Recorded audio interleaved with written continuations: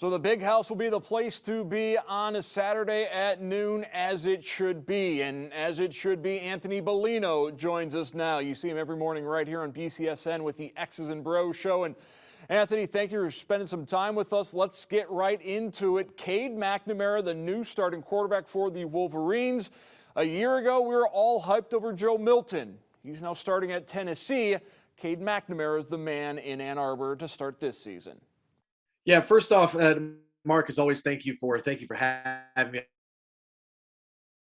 I love doing this with you guys and the crew over there at BCSN. So it's a pleasure to be back with you this season, and also good for Joe Milton getting the quarterback one nod, because that's what we call starters. They have to be quarterback one now. It sounds cool for the kids and for social media and stuff. And they get Bowling Green, so that'll be very interesting for all of our viewers in this area. They'll keep tabs on what the Falcons are doing against the Tennessee Volunteers there in week number 1. Jim Harbaugh, however, naming the starting quarterback Cade McNamara for this upcoming season. I think it's good that we have that out in the open. It doesn't mean that we might not see J.J. McCarthy at times, but Harbaugh did give the label to McNamara as the Wolverine starter before preseason camp opened up, and the junior seems to be impressing across the board from his preparation standpoint, from his work ethic, from his arm, which is great. He appeared in 4 games last season, did make 1 start. He passed for 425 yards with 5 scores and no picks last year. But some of that, kind of situational. I was very interested in this offseason how Texas Tech transfer Alan Bowman, what kind of mix were we going to see there? Because I really thought that with all of the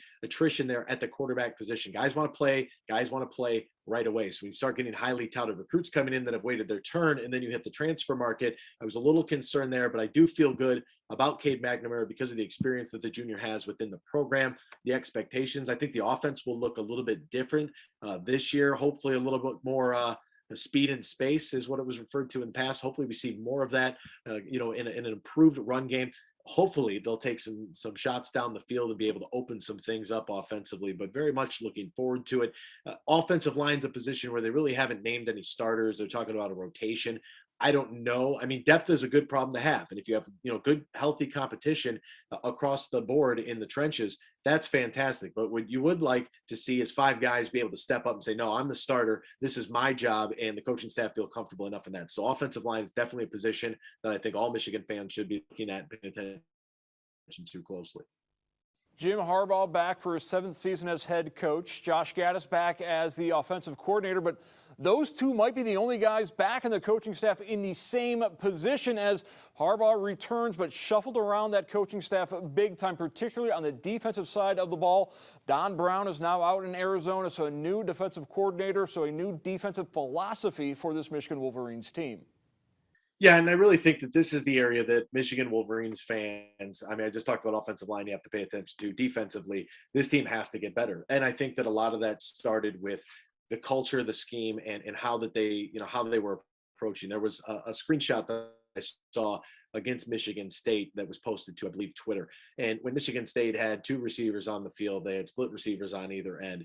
Michigan had loaded up the entire box with everything that they had, including maybe even some coaches in there. And that man-to-man press coverage that you saw the Ohio State Buckeyes, that's that Rocky Lombardi had last year in the big house in Ann Arbor as a 24-point underdog. You can't have that happen whatsoever. Rocky Lombardi now at Northern Illinois, so fans that might be interested in that too for a little bit of action here. But schematically, this team had to improve from a philosophical standpoint, right? You just can't play man coverage on the outside, especially when you're rotating in so many guys. College football, there's a lot of turnover, and you can't expect an incoming freshman to be a lockdown corner day one against the guy who's a junior or a senior on the other side of the football, right? It doesn't work. Look at NFL preseason, for example. Number 1 wide receivers are typically going to be 2 and 3 defensive backs. That's just the way that it goes, and that's why starters are starters and third string guys are third string guys. It's not a knock on them, but there's levels to all of this. So I think from Michigan's defensive standpoint, will we see more of a zone sort of scheme in the secondary? Will they play a matchup zone? Will they go a Tampa 2 or a deep cover 2? Will they play cover 3 at all? Will they be able to defend underneath. And we saw the crossing routes from Ohio State. Obviously, you can tell I'm traumatized by that game where Ohio State hung like 100 on us, as Ryan Day says, because you saw that, hey, this is getting exposed right now, and there's no adjustment to try to match that.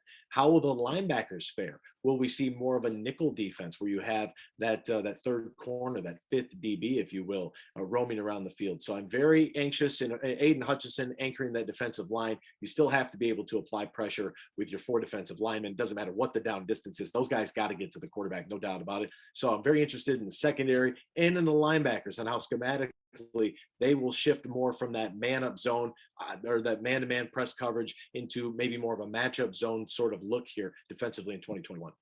And it's great to have Aiden Hutchinson back. And when we were talking to him in Indianapolis for Big Ten Media Days, he kind of hinted that you're going to see me at defensive line, but you're going to see me all over the defensive line. We might even see him drop back in the old Viper position because Michigan's going to do whatever they can to make Aiden Hutchinson get in the best possible position to make plays because he is their best defender.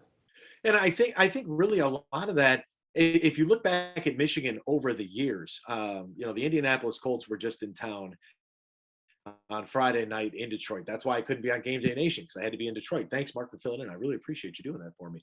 But you look at Kwity Paye and the speed that he came off the edge with, and it's like, man, Kwity Paye was great at Michigan, but was there more there that potentially was untapped? Jabril Peppers was great at Michigan. Was there more there that was potentially, untapped? Rashawn Gary, there's another one playing on Sundays, right? We can go down the list, and you wonder if it was a position, was it a scheme? What really was the case? Because we heard all this hype about a guy like a Rashawn Gary as he selected Michigan with the 2016 incoming class or whatever it may have been.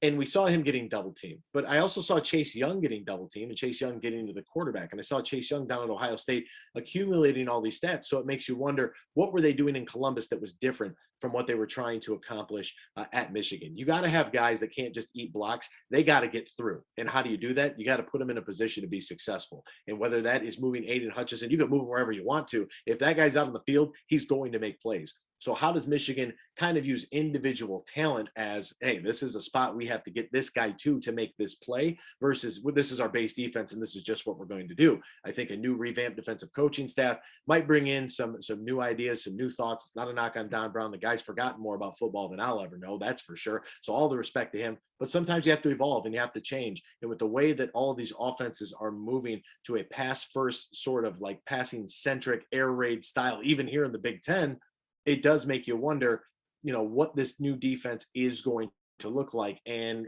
hopefully it jumps off the screen at you coming up on Saturday against Western Michigan. You brought up the Broncos. They are expected to be one of the title contenders in the MAC West. This is a good Western Michigan team, and this is a very loaded Michigan schedule. It's not going to be an easy start with the Broncos coming to town, hoping to make a little history against Ann Arbor. I don't know why you bring up the H word like that, Mark. There's no reason to talk about history. We don't need to talk about, I mentioned the word trauma earlier.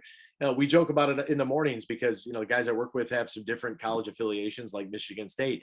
There is no game right now. I think that, I'll use, Ohio State as the measuring stick because they are one of the premier programs. They're a top tier program in college football. When you talk about a team like Ohio State and you look at some of their early non-conference games against maybe a group of 5 team, for example, if a MAC opponent comes in there, you expect Ohio State to smack them like 78-6, right? That's just your expectation.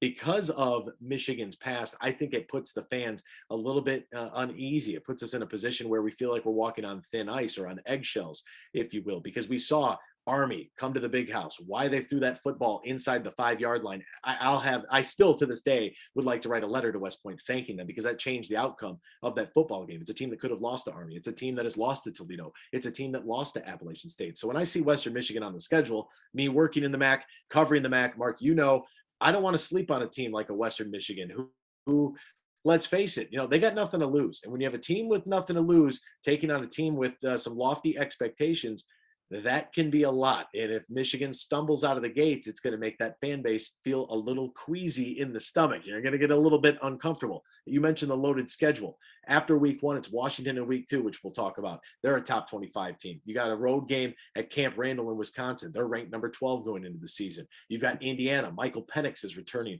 at quarterback for the Hoosiers. They're ranked 17th. You go on the road, Happy Valley against number 19 Penn State. And then, of course, the big one at home in the Big House at the end of the year on November 27th against the 4th-ranked Ohio State Buckeyes. I imagine they're only going to move up. They're not going to move down. So this is a team with 5 top 25 preseason teams on their schedule, more than anybody else in the country. They need to set the tone early. And how do you do that? Western Michigan comes in and you have to handle your business. You have to beat them like you are supposed to. You have to be able to carry that kind of swagger and that mentality that it's going to be 4 quarters of punishment. You can't take it easy. You can't take your foot off the gas. And you basically got to annihilate the Broncos, for lack of a better way to put it. You mentioned the Big House. Jim Harbaugh said he expects a Super Bowl-like atmosphere in Ann Arbor, as this will be the first game with fans since the 2019 season. What are you most looking forward to in terms of the atmosphere and having the fans back in the stands? I hope that it's rejuvenated. I saw Kirk Herbstreit said, yesterday, he was talking about fan bases, and he talked about Michigan. He said that they just don't have the same level of interest. They don't bleed college sports like Madison does, like Happy Valley, like Columbus. And I think that there's a little bit something to that. You can put 110,000 fans in there, but if those 110,000 fans that are just going there for an event and for a picnic, that's not going to work.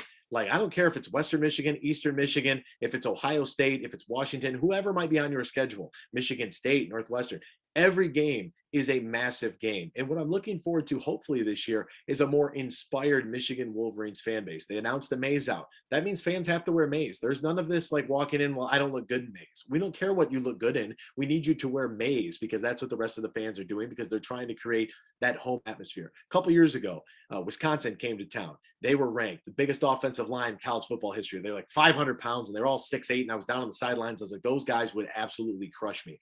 That was the loudest I had ever heard Michigan Stadium, as they stuck it to the Badgers for 4 quarters. Wisconsin, with a good memory, they would return the favor the very next year in Madison. But I'm looking for that style of atmosphere. I'm looking for fans. It's a noon game against Western Michigan. Let's act like Western Michigan is USC here in week 1, and let's make sure that they can't hear anything on 3rd down. Let's actually have this Michigan fan base be so engaged and so loud throughout the course of a game, which I can't believe I have to say this, but it's intimidating for an opposition to come and play in the Big House. I think the fans need to get that sort of mentality back. That starts with the team. The team puts out a product that these fans get excited about. Then obviously they'll come in a little bit more rowdy. But the fan base definitely, I'm looking forward to hopefully seeing a rejuvenated fan base after you took away something that we love, right? And you don't miss it until it's gone. It was gone last year. We were all forced to watch these games at home. Let's get back in buildings. Let's get a little rowdy if necessary, right? Let's create a hostile environment. That goes if you're a Michigan fan or a Michigan State fan, or you're going to go to the Glass Bowl or you're at the Deut, it doesn't matter. Go support your team, buy a ticket, get in there and get a little loud for them. You heard it here, fans. Anthony Bellino, he's calling you out. He wants it loud at the Big House Saturday afternoon. Anthony, thank you for joining us. Looking forward to talking with you all season long. Mark, always a pleasure, my friend. Thank you.